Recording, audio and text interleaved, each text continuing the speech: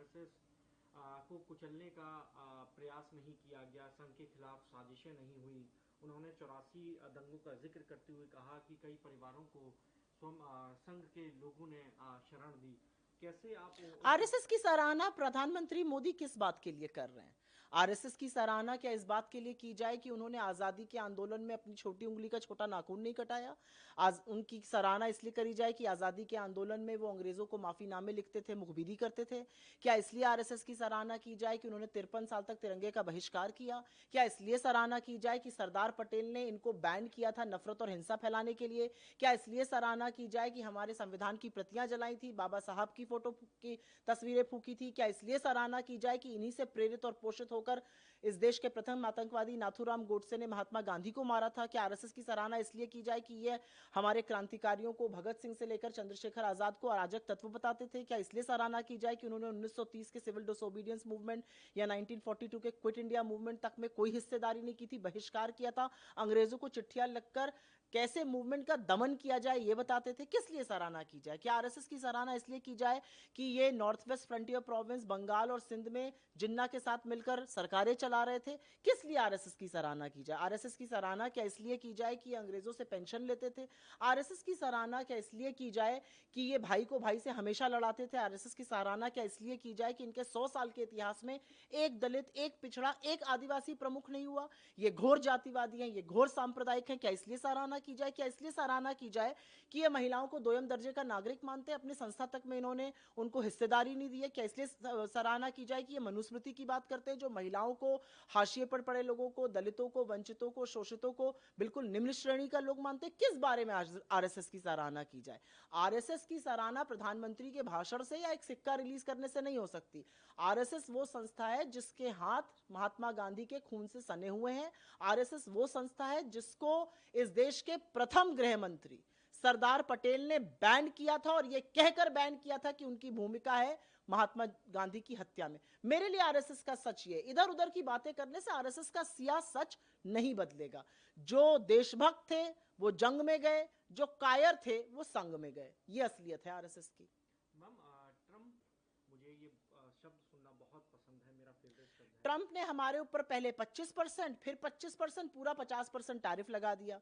Trump ने हमारी pharma industry के ऊपर 100% टैरिफ लगा दिया। 4 दिन पहले एक बिल्कुल वृद्ध महिला को डिटेंशन सेंटर में डालकर उनको हाथ में हथकड़ी और बेड़िया डालकर इस देश वापस खदेड़ दिया।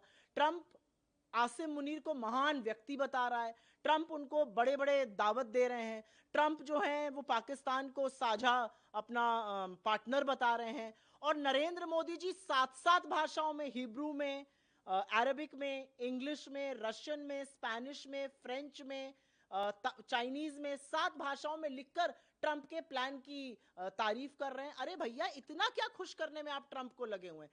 ट्रंप देश विरोधी बातें करता है, आपके मुंह से चू नहीं निकलती। ट्रंप के प्लान को लेकर मोदी जी 7-7 भाषाओं में ट्वीट कर रहे हैं, बस हिंदी को छोड़कर, क्योंकि हिंदी भक्तों को समझ में आ जाएगी, और भक्त बेचारे जो आजकल ट्रंप से नाराज थे अब फिर से किसी और को पापा ढूंढने में लग जाएंगे। तो मोदी जी देश के स्वाभिमान के लिए नहीं, अपनी जो दोस्ती यारी है उसको बढ़ाने का काम कर रहे हैं, लेकिन ये देश के लिए बड़ा हानिकारक है, और यही सच है। आरबीआई गवर्नर ने उसको बढ़ाकर 6.8% बीजेपी के लोग और उनके जो ट्रोल हैं, जिनकी आर्थिक समझ एक छोटे से पोस्टेज स्टैंप के पीछे पूरी लिखी जा सकती है, उनकी सम्मिलित आर्थिक समझ, उनकी जानकारी के लिए बता दूं कि ये सब करने के बावजूद हिंदुस्तान की अर्थव्यवस्था 7% से ज्यादा पर ग्रो नहीं कर रही है। 10 साल के यूपीए के शासनकाल में हमारी एवरेज ग्रोथ रेट 7.5% थी, इनकी 5.7% है एवरेज ग्रोथ रेट। और जिस विकसित भारत की नरेंद्र मोदी, उनके तमाम कोलीग्स और ये अंधभक्त और ट्रोल आर्मी बात करती है, वहां पहुंचने के लिए आपको 22 साल 8.2% पे ग्रो होना पड़ेगा। आप 6.5 6.8 पर ग्रो होकर अगर अपनी पीठ थपथपा रहे हैं तो थपथपाइए, लेकिन असलियत यह है कि आर्थिक तंगी के चलते इस देश में 19 लोग रोज आत्महत्या कर रहे हैं, और यह एक सियाह सच है जो नरेंद्र मोदी जी का की बड़ी उपलब्धि है। मैम, तमिलनाडु में हुआ कल, तो खुद कांग्रेस पार्टी का एक डेलीगेशन मिलकर आया, आर्थिक सहायता भी।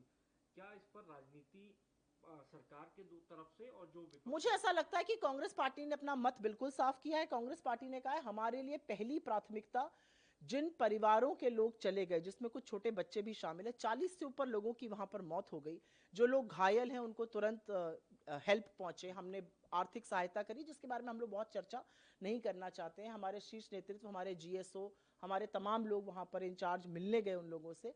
हमारा अपना मानना है कि जो गलती हुई है उसका रिपीट ना हो, और सबसे बड़ी बात है कि किसी भी पॉलिटिकल फंक्शन में लोग सुरक्षित रहें, ये सबकी प्राथमिकता होनी चाहिए। काफी सवाल ले लेता हूँ मैम, काफी देखा जा रहा है बुलडोजर एक्शन हो रहा है बरेली में खास तौर पर। आप लोगों का एक डेलीगेशन जाना था, तमाम नेताओं को हाउस अरेस्ट कर दिया। यूपी में देखिए बुलडोजर की बात होगी, यूपी में बात होगी शमशान कब्रिस्तान की। यूपी की भाषा जो आजकल चुने हुए मुख्यमंत्री बोल रहे हैं, वो संविधान की शपथ लेके ऐसी भाषा कैसे बोल रहे हैं, मैं खुद नहीं समझ पा रही हूं। लेकिन यूपी में सारे वो काम हो रहे हैं जो संविधान के तहत गैर संवैधानिक हैं। यूपी में जिस तरह की अराजकता, जिस तरह का वैमनस्य फैलाया जा रहा है, वो सर्वथा गलत है। मेरा अपना मानना है, चुने हुए मुख्यमंत्री का काम होता है शांति बहाल करना, उपद्रव कराना नहीं। लेकिन ये काम योगी जी नहीं कर पा रहे, शायद उनका मन नहीं लग रहा है प्रशासन में।